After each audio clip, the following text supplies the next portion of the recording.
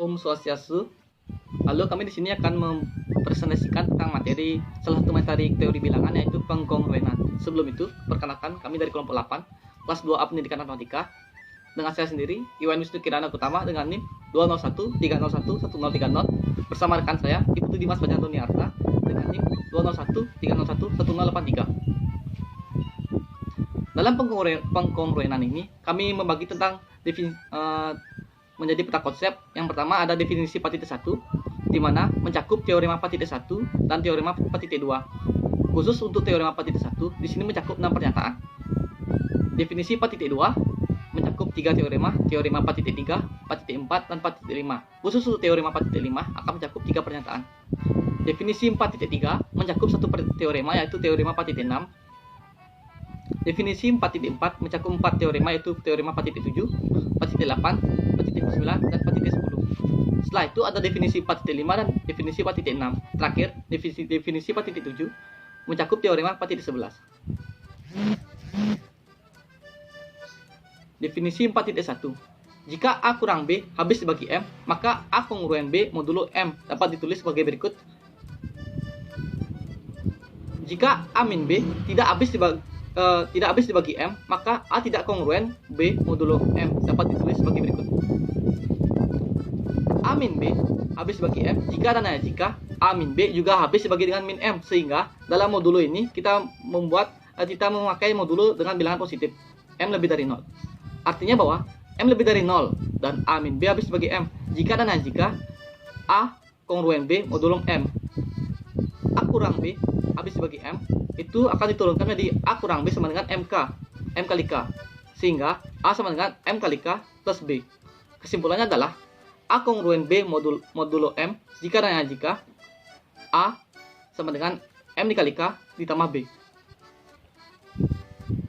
Contoh definisi P-1. Di sini 17 kongruen 2 modulo 5. Karena apa? Karena 17 kurang 2 itu kan 15. 15 itu habis dibagi 5. Oleh karena itu 17 kongruen 2 modulo 5. Contoh yang kedua, 24 tidak kongruen 3 modulo 8. Kenapa?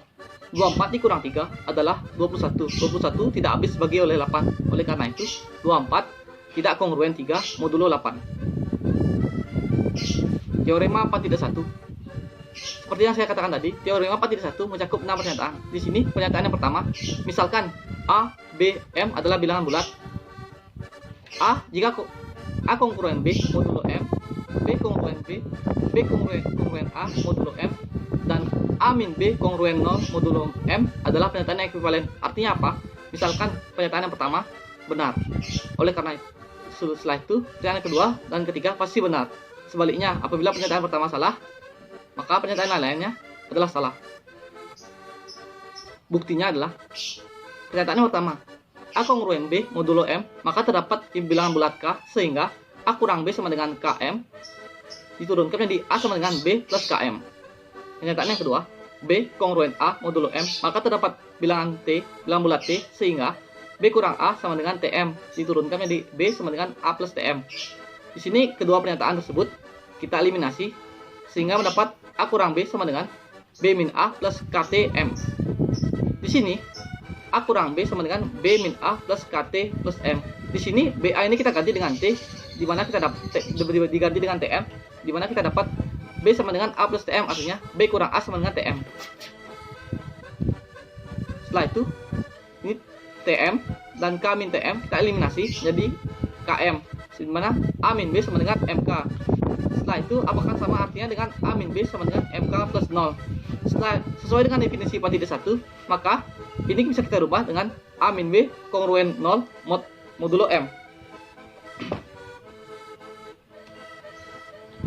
Contoh penerapannya adalah yang pertama, karena 16 kongruen 2 modulo 7, maka pernyataan 2 kongruen 16 mod 7 dan 16 min 2 kongruen 0 mod 7 adalah benar. Seperti kita lihat, 16 kongruen 2 modulo 7. Di sini 16 dikurang 2 adalah 14. 14 habis dibagi 7, benar. 2 kongruen 16 modulo 7.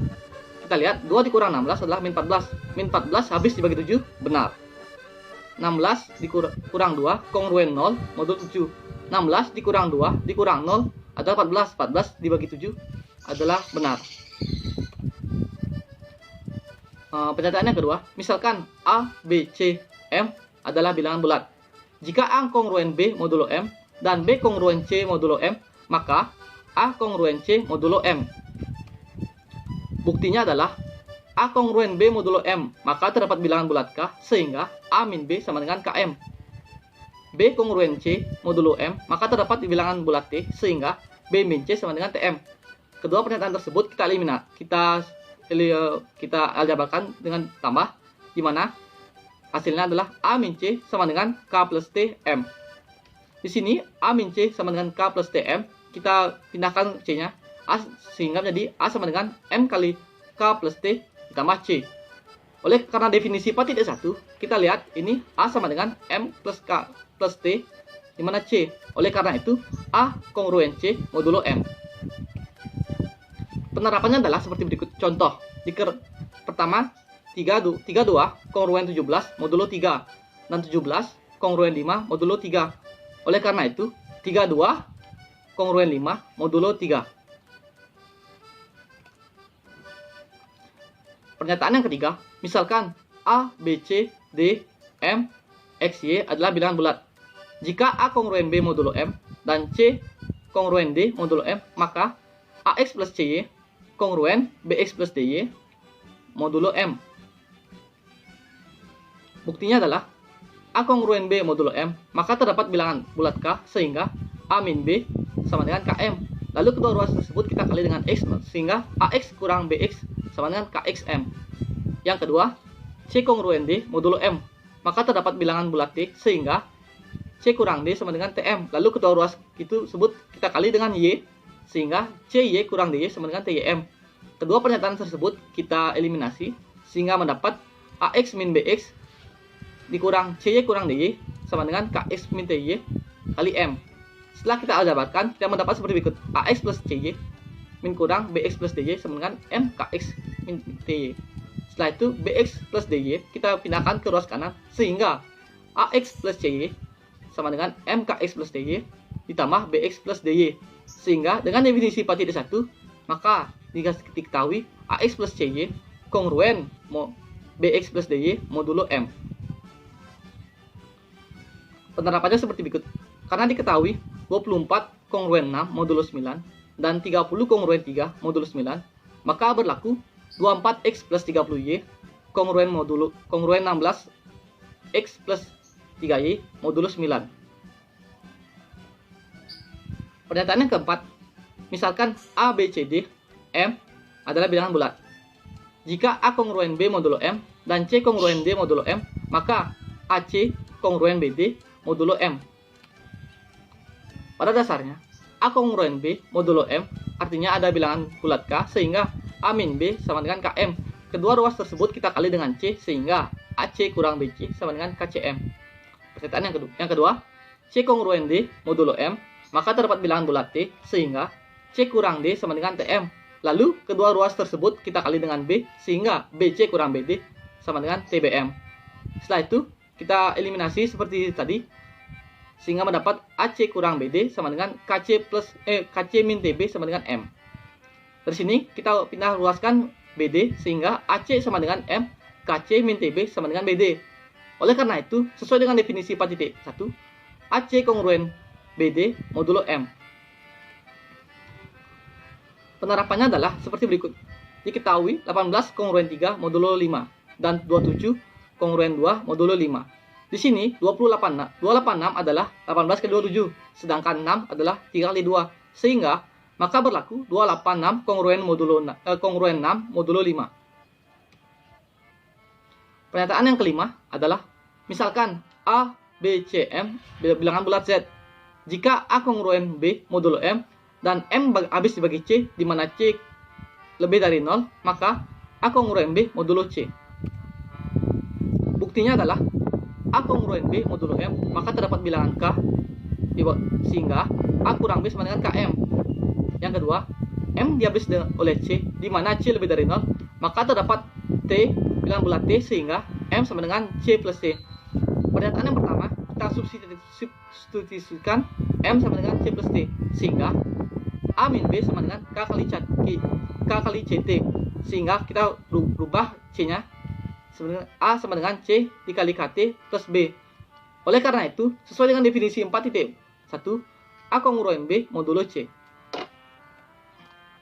Penerapannya adalah diketahui 11 kongruen 3 modulo 4 dan 4 habis dibagi 2. Maka berlaku 11 kongruen 3 modulo 2. Di sini bisa kita lihat hanya pada modulo saja yang kita rubah. Karena 4 habis dibagi 2, pertama modulo keempat, setelah itu modulo kedua. Pernyataan terakhir, misalkan A, B, C, M adalah bilangan bulat. Jika A kongruen B modulo M dan C lebih dari 0, maka AC sama dengan AC kongruen BC modulo M. Buktinya adalah A kongruen B modulo M, maka terdapat bilangan bulat K sehingga A kurang B sama dengan KM. Lalu kedua ruas kita kali dengan C, di mana C adalah bilangan bulat, sehingga kita dapat AC kurang BC sama dengan KCM. Setelah itu kita aljabrakan sehingga AC sama dengan M kali KC plus BC. Sesuai dengan definisi 4.1, maka AC kongruen BC modulo M. Contoh penerapannya adalah karena diketahui 36 kongruen 3 modulo 11, maka berlaku 72 kongruen 6 modulo 11. 72 di sini merupakan 36 dikali 2, sehingga 6 di sini adalah 3 kali 2. Kita masuk ke teorema 4.2, di mana dikatakan setiap bilangan bulat akan kongruen modulo M dengan tepat satu di antara bilangan 0, 1, 2, 3 sampai M-1. Buktinya adalah, misalkan dalam A kongruen B modulo M, di mana maka terdapat bilangan bulat K sehingga A kurang B sama dengan KM. Setelah itu kita turunkan menjadi A sama dengan KM plus B. Perlu kita ingat bahwa ada algoritma Euclid di mana A sama dengan QM plus R, di mana R lebih dari sama dengan 0 dan kurang dari M. Maka kita terapkan algoritma Euclid dengan konsep kekongruenan, maka A sama dengan KM plus B, di mana B lebih dari sama dengan 0 dan kurang dari M. Sehingga A sama kongruen B modulo M dengan B lebih dari sama dengan 0 dan kurang dari M. Bisa kita lihat B adalah bilangan bulat, di mana bilangan bulat tersebut lebih dari 0 dan kurang dari M. Oleh karena itu, himpunan bagian dari 0 kurang dari B sama dengan B kurang dari sama dengan 0 dan B lebih kurang dari M, maka 0, 1, 2, 3 sampai M-1. Contohnya, dari 17 kongruen B modulo 4, maka B adalah salah satu nilai B adalah salah satu anggota dari 0, 1, 2, 3. Di sini kan kita lihat modulonya 4. Oleh karena itu, sampai 0, 1, 2, sampai 4 kurang 1. Oleh karena itu 0, 1, 2, 3, yaitu kita dapat nilai B-nya adalah 1, sehingga 17 kongruen 1 modulo 4.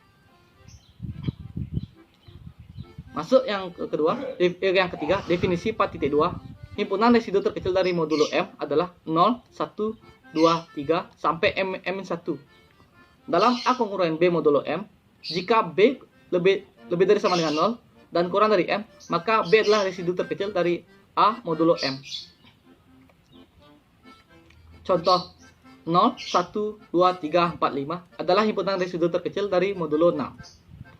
Yang kedua, 0, 1, 2, 3, 4, 5, 6, 7, 8 bukan himpunan residu terkecil dari modulo 5. Karena apa? Himpunan residu terkecil dari modulo 5 adalah 0, 1, 2, 3, dan 4.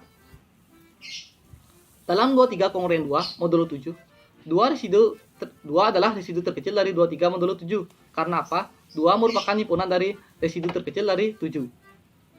Yang keempat, dalam 19 kongruen 7 modulo 4, 7 bukan residu terkecil dari 19 modulo 4. Karena apa? 7 bukan anggota dari himpunan residu terkecil dari 4. Teorema 4.3. A kongruen B modulo M jika dan hanya jika A dan B memiliki sisa yang sama jika dibagi M. Untuk pembuktiannya ada dua. Yang pertama, kita andaikan sisanya itu berbeda. Seperti berikut. Andaikan A dan B memiliki sisa yang berbeda jika dibagi dengan M. Maka A sama dengan PM plus R1, di mana R1 lebih dari sama dengan 0 dan kurang dari M. Yang kedua, B sama dengan QM plus R2, di mana R2 lebih dari sama dengan 0 dan kurang dari M.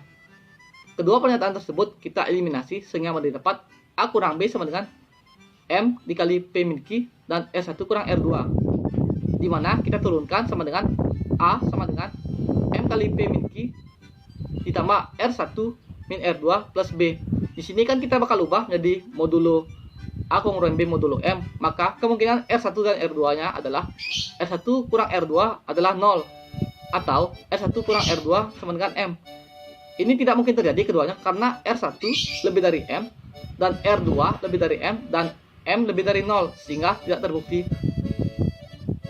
Bukti yang kedua, misalkan dalam A kongruen B modulo M, andaikan A dan B memiliki sisa yang sama jika dibagi M.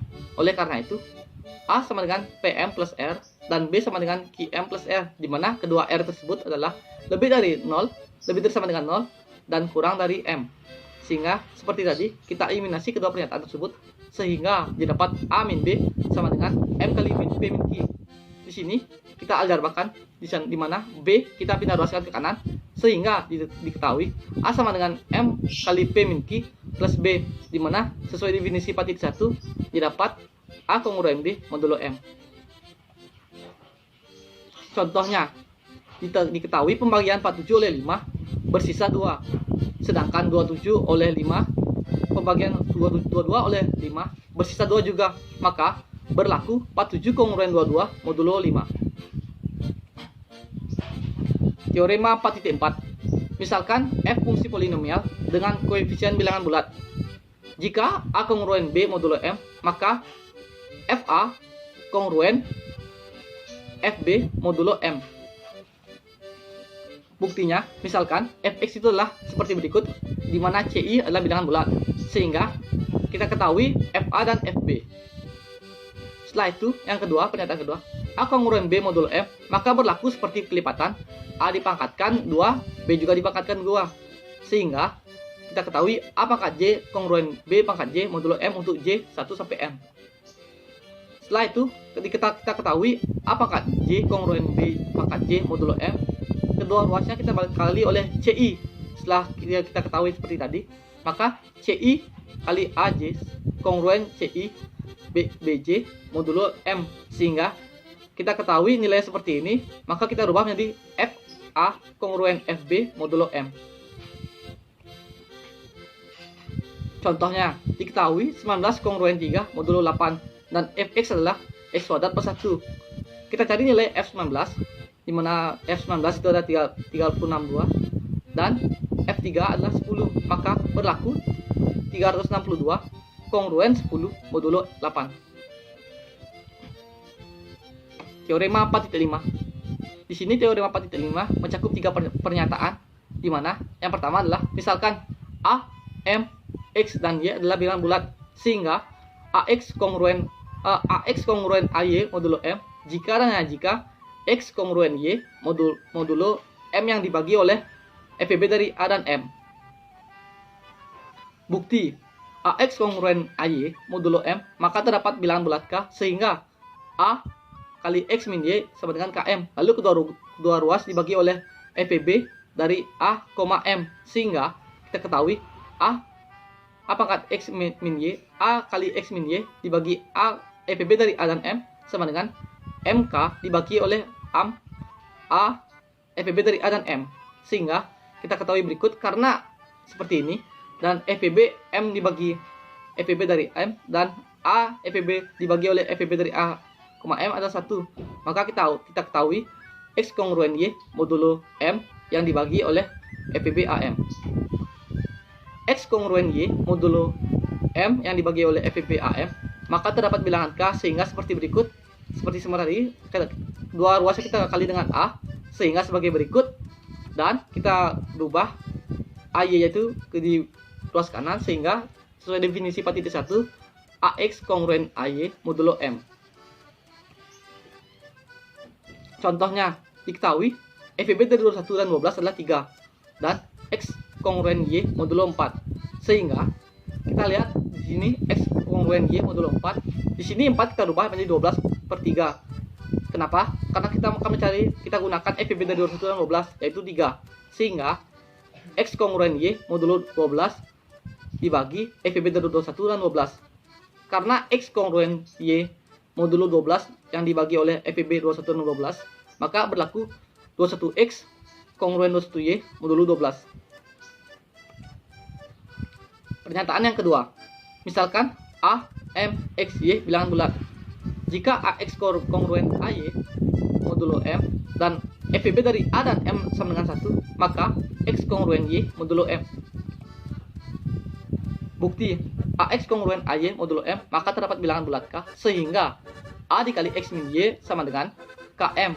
Kita alirbakan sebagai berikut: X min Y sama dengan MK dibagi A. Karena FEB dari A dan M sama dengan 1, maka tidak ada percoretan M dengan K, M dengan A, sehingga kita alirbakan X sama dengan M dikali K per A plus Y. Sesuai dengan definisi 4.1, maka X kongruen Y modulo M. Contoh penerapannya adalah 13, diketahui 13X kongruen 13Y modulo 7. Karena FEB dari 13 dan 7 adalah 1, maka berlaku X kongruen Y modulo 7. Pernyataan yang ketiga, misalkan A, M, X, Y adalah bilangan bulat untuk I 1 sampai N. X kongruen Y modulo MI jika dan jika X sama dengan kongruen Y modulo dari KPK dari kelipatan M. Buktinya adalah X kongruen Y modulo M, maka terdapat KI bilangan bulat Z di mana I 1 sampai N, sehingga X min Y sama dengan KI MI, yang artinya bahwa X kurang Y habis dibagi kelipatan MI. Karena X min Y habis dibagi XI, maka X min Y merupakan kelipatan dari M, sehingga kita ketahui sebagai berikut: MI kita rubah menjadi KPK dari kelipatan semua M, sehingga terbukti. Penerapannya adalah X kongruen Y modulo 120. Kita ketahui 2, 4, 6, 8, 10 adalah 5 angka kelipatan pertama dari 2. Dan KPK dari kelima bilangan tersebut adalah 120.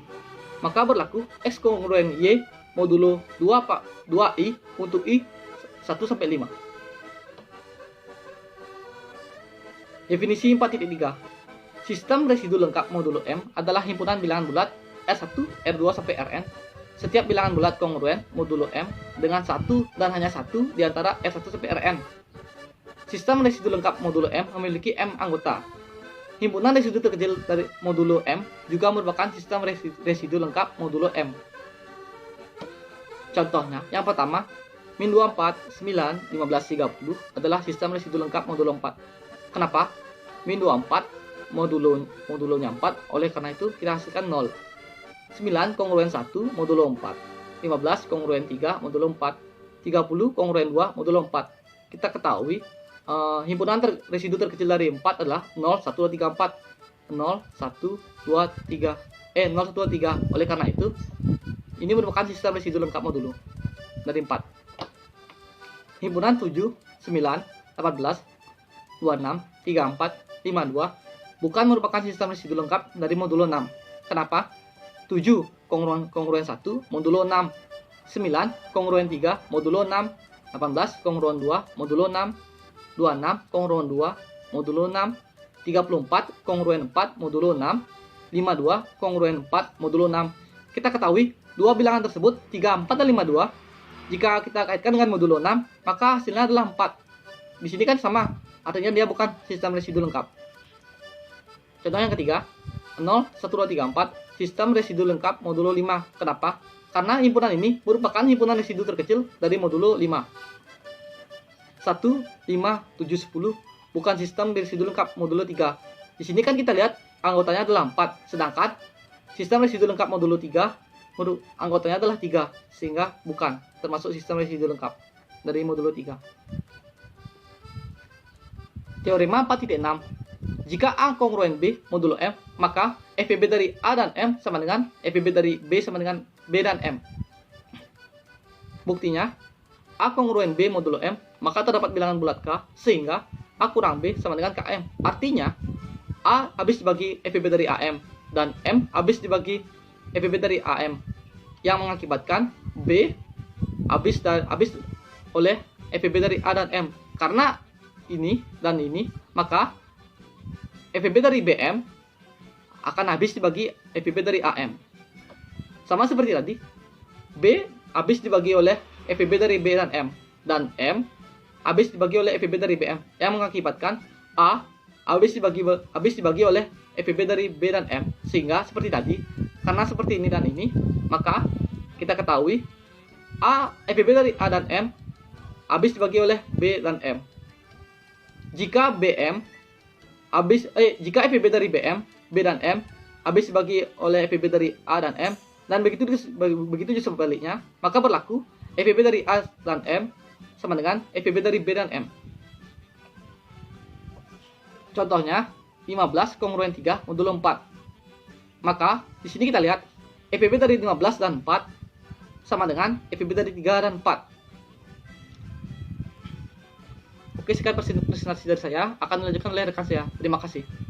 Baik, di sini saya akan melanjutkan presentasi dari teman saya, yaitu mulai dari definisi 4.4. Sebuah sistem residu direduksi modulo M adalah himpunan RI sedemikian hingga RI, M itu adalah sama dengan 1 dan RI tidak kongruen dengan R modul M bila I tidak sama dengan J. Dengan demikian, setiap bilangan bulat A yang relatif prima dengan M kongruen modul M dengan suatu RI dari himpunan itu, jelas bahwa sistem residu direduksi dapat diperoleh dari sistem residu lengkap modul M dengan mencoret suku-suku yang tidak relatif prim atau dengan M. Contoh 45, min 9, 12, min 22, 24 adalah sistem residu lengkap dengan modul M. Jika 45 dicoret, maka min 9, 12, min 22, 24 adalah sistem residu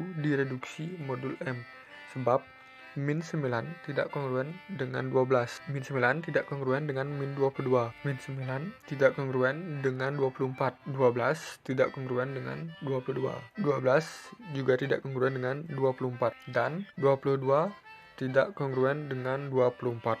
Teorema 4.7. Ambil A, M yaitu sama dengan 1. Misalkan R1, R2, R3 sampai dengan Rm sebagai sistem residu lengkap atau direduksi modul M.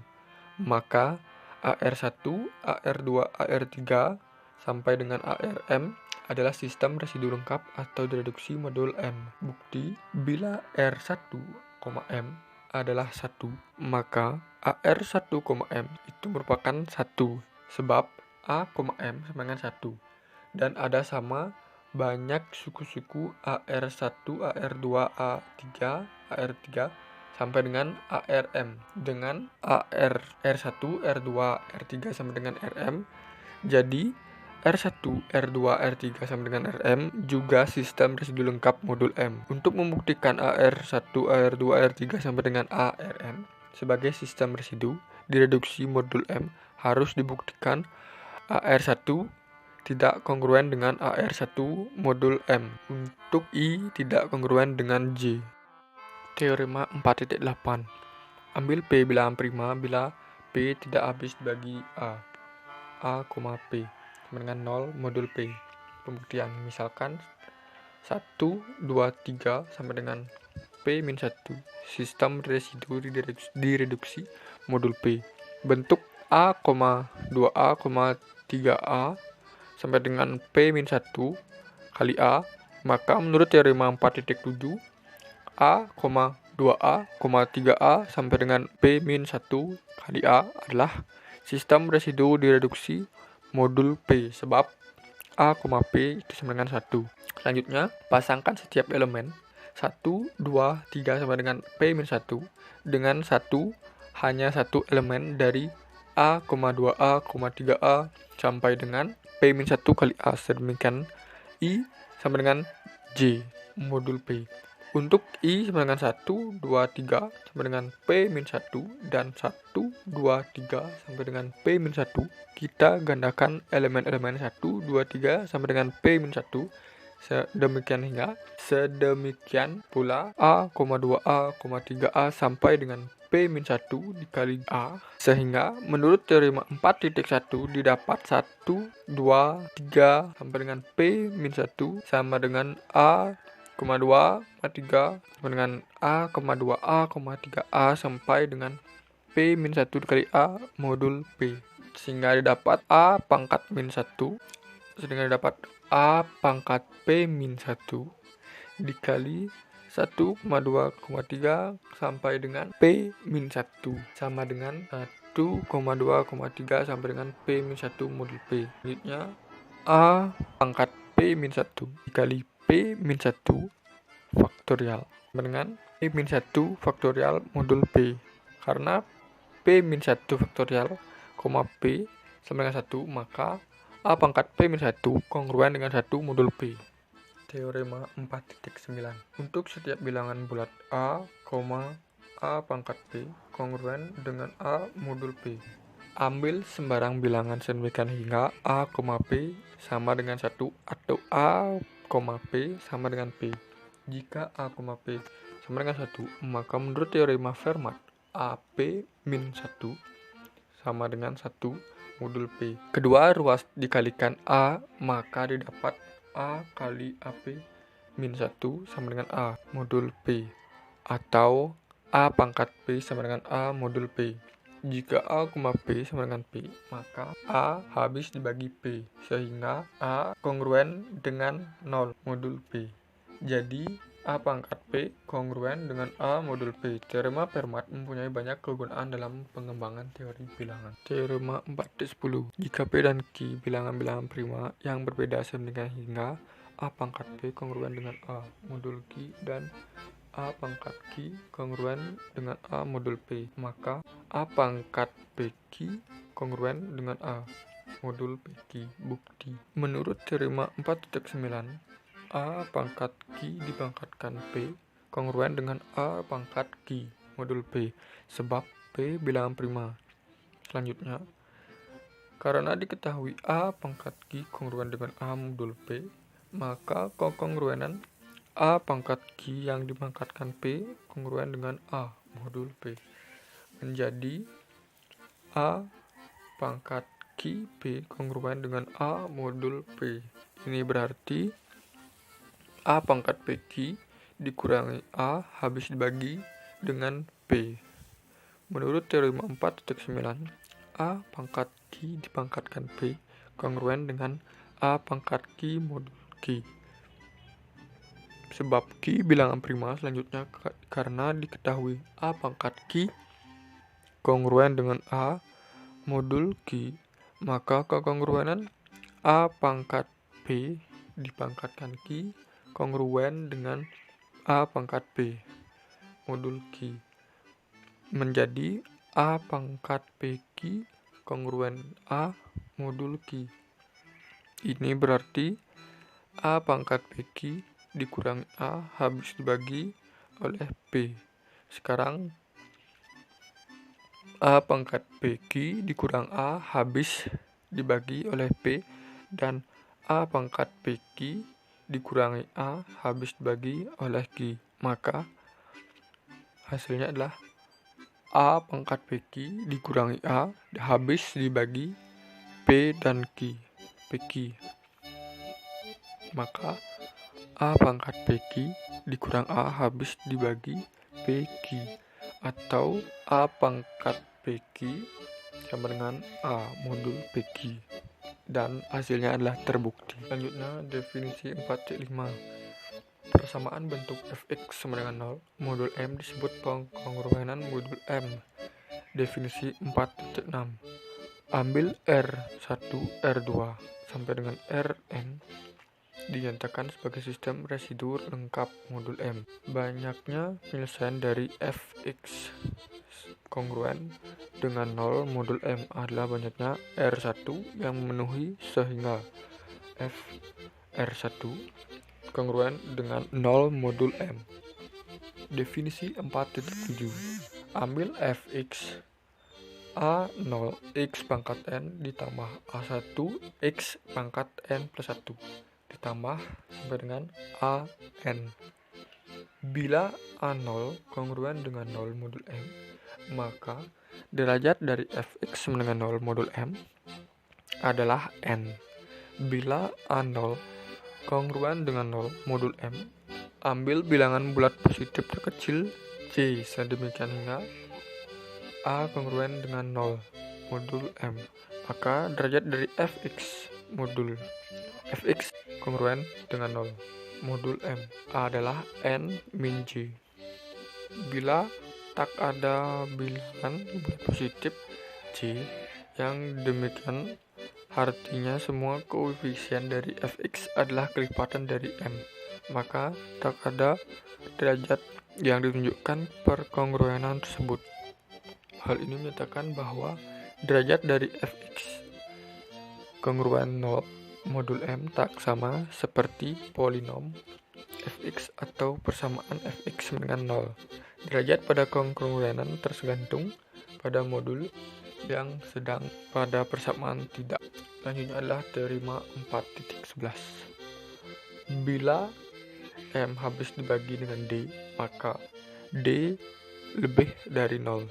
Dan bila U adalah sebuah solusi dari fx kongruen 0 modul M, maka U adalah sebuah solusi dari fx kongruen 0 modul D.